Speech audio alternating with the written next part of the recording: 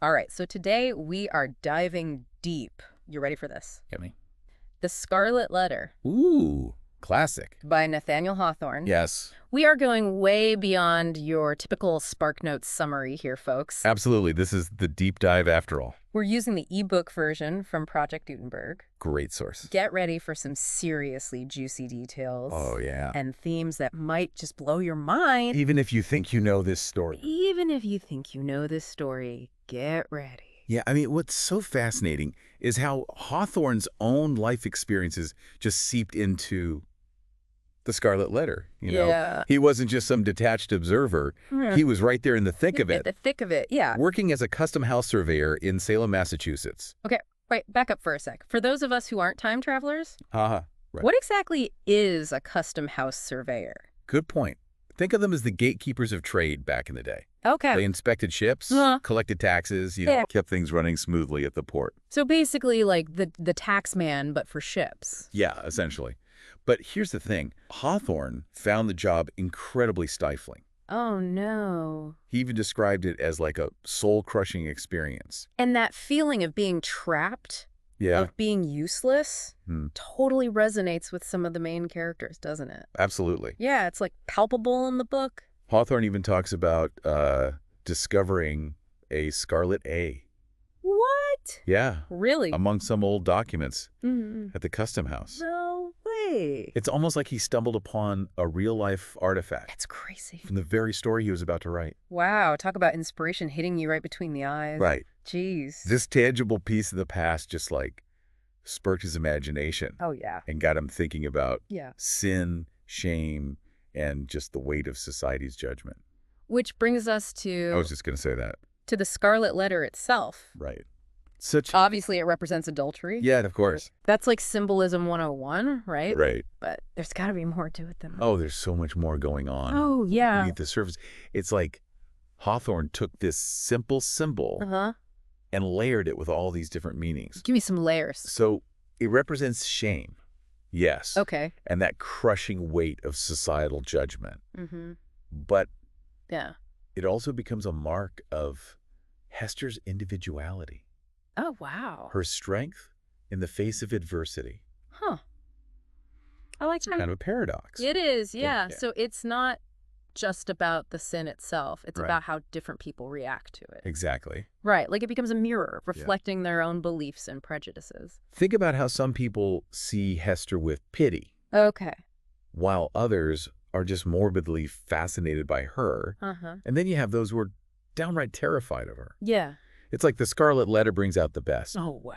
and the worst in everyone around her. I like that. Yeah, Yeah. yeah. And then there's Pearl, Oh, Pearl. who is, well, she's not your typical kid, is she? No, not at all. She's Hawthorne describes her as this airy sprite, an airy sprite. What does that even mean? almost like a magical creature Okay. with this uncanny awareness of everything going on around her. She's very perceptive for a child. Yeah, very. Yeah. Yeah. She's fixated on that Scarlet Letter from the moment she's born, almost as if she just instinctively understands Totally. the secrets and the sin it represents. Remember that scene in the forest Forest, yeah. where Pearl kisses Dimmesdale Mm-hmm. and then immediately washes it off in the brook? Oh, yeah. She's like this tiny intuitive detective yeah. sensing the hidden connection Yeah. between him and the letter. She's got her suspicions. She does. Let's talk about Dimmesdale for a minute, All because right. he's a whole mess of contradictions. Oh, absolutely. He's hiding his sin, Mm-hmm. but he's also secretly tormenting himself with Yeah. guilt. Oh, absolutely. It's like he can't escape it. He whips himself, stays up all night, Oh, my gosh. basically tries to punish himself Oh, no. into oblivion.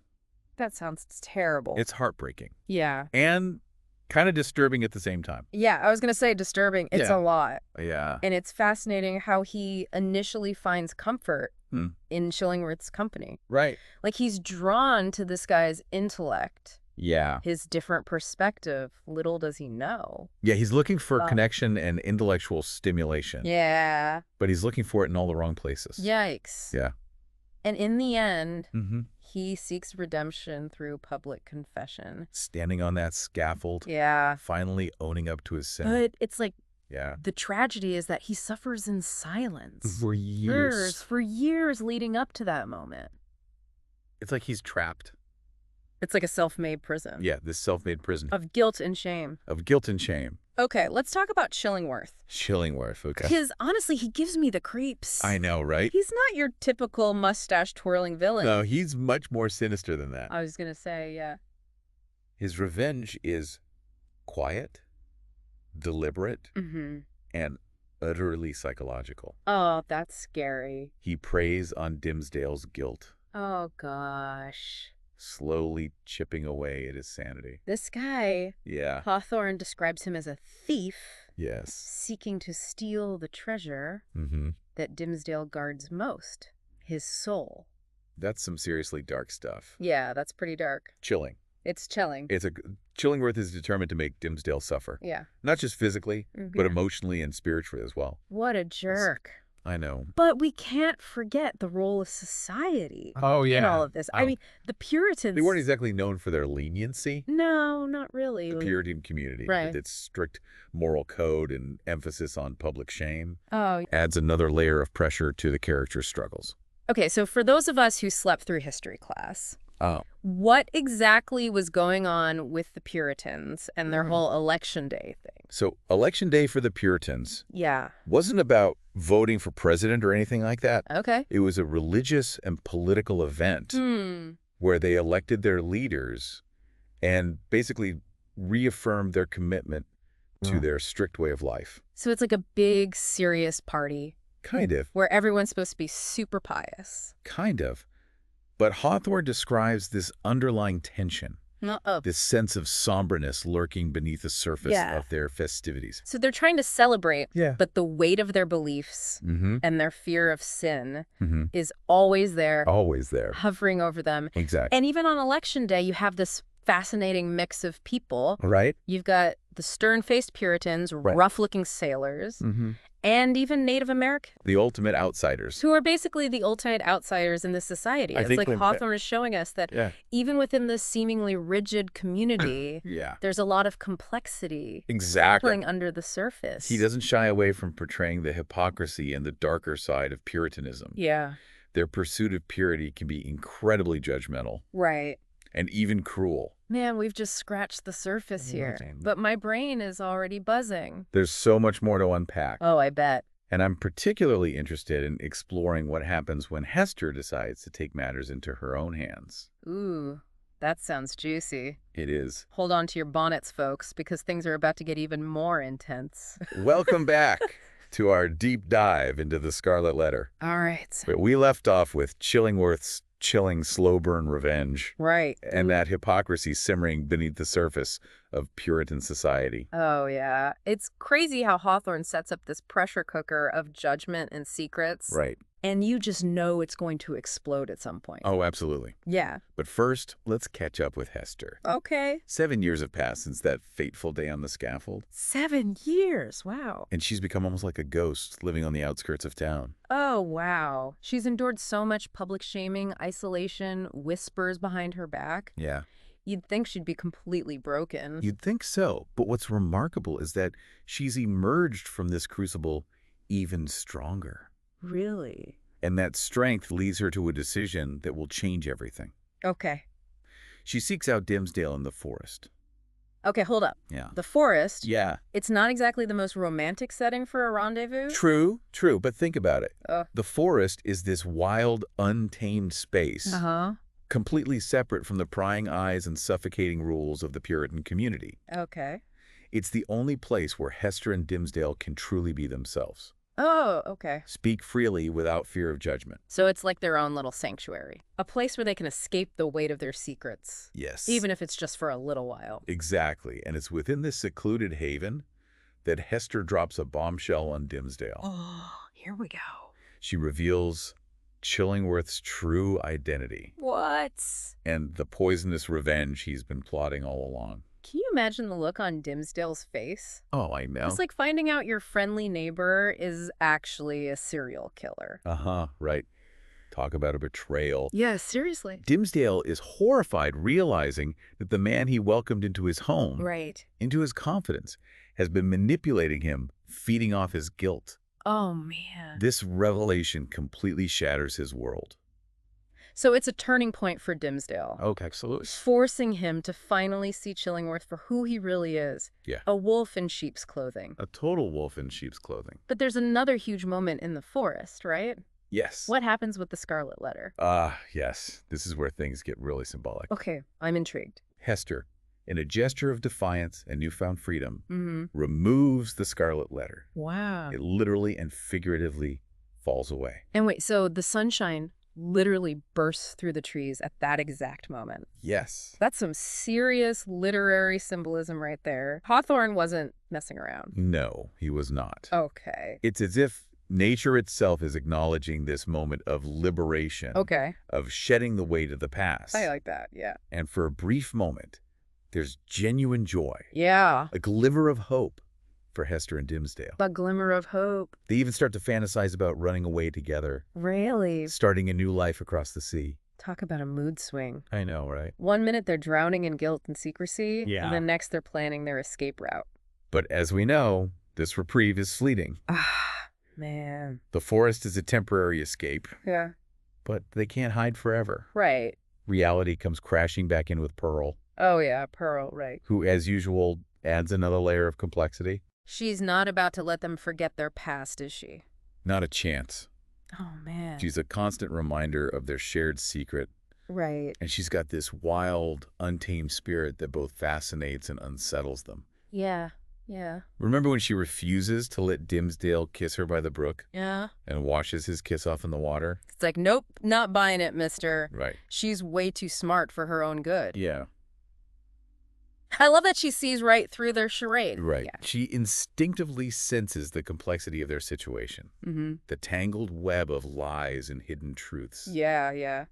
And despite that brief moment of hope in the forest, Dimmesdale finds himself struggling more than ever. It's like that encounter with Hester awoke something in him, Yes. but it also unleashed a torrent of confusing emotions.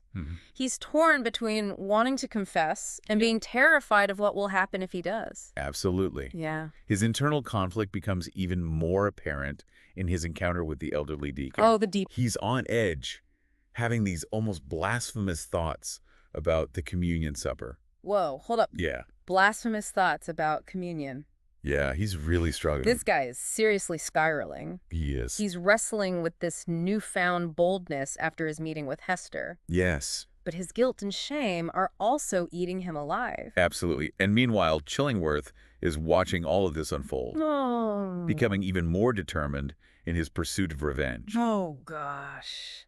He senses the shift in Dimmesdale, Uh-huh. the growing turmoil within him. So he's like a predator who smells blood in the water. Yeah, This guy is seriously twisted. he is. And there's that one line where Chillingworth says to Dimmesdale that Pearl has no law nor reverence for authority in her composition. Right, it's chilling. Yeah. It shows how far Chillingworth has strayed from any sense of compassion or morality. Totally. He's become utterly consumed by his obsession, Yeah. willing to inflict pain on anyone who gets in his way. That's awful. I know. It's like the whole community is on a collision course with all Yeah. these secrets and pent-up emotions about to boil over. Yeah. And guess what?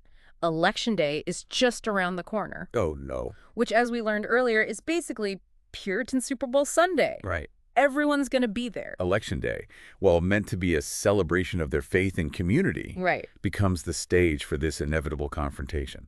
So it's as if Hawthorne is setting the scene for a showdown, Yes. but it's not the kind you might expect. Not at all. Okay, so I'm picturing a dramatic duel at high noon. What am I missing? Instead of a loud outward clash, Okay. Hawthorne masterfully builds the tension gradually, subtly. Okay. He uses a series of seemingly insignificant events to ratchet up the suspense. Okay. Like when the shipmaster tells Pearl about the minister's plan to leave on his ship with Hester. Wait, so now the escape plan is out in the open? It is. This is getting good. It's like a whisper of freedom that suddenly gets amplified, Hmm. putting everyone on edge. And then you have the townspeople swarming around Hester. Right, right. Their curiosity about the Scarlet Letter suddenly reignited just as she's about to cast it aside for good. Oh, man, talk about bad timing. I know, right? It's like the past is literally reaching out and grabbing them, refusing to let go. Exactly. And then, of course, there's that moment, one of the most iconic scenes in American literature. Oh, yeah. Here we go. Dimmesdale, at the height of his triumphant Election Day sermon. Yeah. takes Hester and Prynne's hands on the scaffold. Whoa. He finally cracks. Can you imagine the gasps from the crowd? I know, it's an incredible moment. Yeah. After years of hiding, of torturing himself, Right. he can no longer bear the weight of his sin. It all comes out. He seeks redemption not in the seclusion of the forest, Right. but in the most public way possible. And in that moment of confession, Yes. he breaks free from Chillingworth's control, right? Yes. It's like the puppet finally cutting the strings. The irony is palpable. Chillingworth, who dedicated himself to exposing Dimmesdale's sin, loses his power over him when the truth is finally revealed. Wow, okay. But as you said, it comes at a great cost. Yeah. Dimmesdale's confession is liberating, but it also leads to his death. Wow. And Chillingworth, robbed of his victim, Right. basically shrivels up and dies, too. Oh, wow. It's as if the poison of his revenge finally consumes him as well. So it's a bleak ending. It is. For both of them. For both of them. Okay, so we're back for the final chapter of our Scarlet Letter deep dive. Oh, it's been a wild ride. We've seen sin, secrets, and some seriously messed up revenge plots. But it all comes down to this, the climax on the scaffold. That's right. Dimmesdale, in a final act of defiance and desperation, reveals the Scarlet Letter seared into his flesh. It's one of the most iconic scenes in literature. But what is that, Mark? Right. Where did it come from? It's the question that has haunted readers for centuries. It's like Hawthorne threw this massive curveball and then just walked away, Yeah. leaving everyone to argue about it for the next 200 years. Exactly. Was it self-inflicted? Possibly. A side effect of Chillingworth's creepy doctoring? Could be. Or a physical manifestation of Dimmesdale's guilt eating him alive from the inside out? It's the ultimate mystery. Yeah. Hawthorne intentionally leaves it open to interpretation. Okay, kind of like that. But what's fascinating is how the ambiguity adds to the story's power. Okay, yeah, I see that. It forces us to grapple with the nature of guilt and shame, Right. and whether our inner turmoil can actually manifest in physical ways. Yeah. You know what I mean? Yeah. It's deep. I'm kind of leaning towards the psychosomatic theory. That's the popular one. Like, imagine the power of guilt and shame. Especially in a society as intensely religious as Puritan New England. Yeah. It's not totally out there to think the Dimmesdale's internal struggle Right. could have literally manifested on his body. Yeah, I mean, you hear stories about that kind of thing. Exactly. It's a powerful image. And in that moment of revelation, Uh-huh. Dimmesdale achieves a twisted kind of triumph. Oh, how so? He escapes Chillingworth's clutches Okay. by embracing the truth, Right. however painful it may be. But freedom comes at a steep price. It always does. Dimmesdale's confession is liberating, but it also leads to his death. And Chillingworth, robbed of his victim, basically shrivels up and dies, too. So the poison of his revenge finally consumes him as well. It's a classic case of be careful what you wish for. Yeah, seriously. You might not like what you get. It's a bleak ending Yeah, for both of them. of both of them. But what about Hester? What's her fate? That's a great question. She chooses to stay in Boston, Right. living a life of quiet atonement, which is kind of surprising, It is. considering she could have easily skipped town and started fresh somewhere else. I mean, I probably would have gotten out of Dodge. Seriously? But even after Dimmesdale's confession, Yeah. the community still doesn't fully accept her. So the Scarlet Letter, in a sense, becomes her permanent identity, Sadly, yes. even as she uses her experience to help and counsel others. Right. There's that line near the end that really gets me. Oh, yeah. The Scarlet Letter had not done its office. Wow. What do you make of that? It suggests that the letter's meaning continues to evolve. Okay. For Hester, it becomes a symbol of her resilience, her compassion, Right. and ultimately her ability to transcend the judgment of others. She rises above it all. Yeah. Then there's Pearl. Oh, Pearl. She's always been this wild, almost supernatural figure. A force of nature. But after the scaffold scene, she seems to finally find peace. Right. She's no longer the elfin child constantly pointing out the Scarlet Letter and challenging societal norms. She's grown up. She has. She's a woman capable of love and empathy. It's a subtle but significant transformation. It really is. So what does it all mean? That's the big question, isn't it? What's the lasting legacy of the Scarlet Letter? For me, it's a story about the enduring power of truth, the weight of secrets, Yeah. and the complexities of sin and redemption. It's a reminder that actions have consequences. Absolutely. But it also suggests that forgiveness, both for ourselves and for others, is possible. That's a beautiful thought. Even in the face of terrible transgressions. Right. It's a story that continues to resonate centuries later. Yeah. Challenging us to confront our own beliefs and grapple with these timeless questions of morality, Right. hypocrisy, and human nature.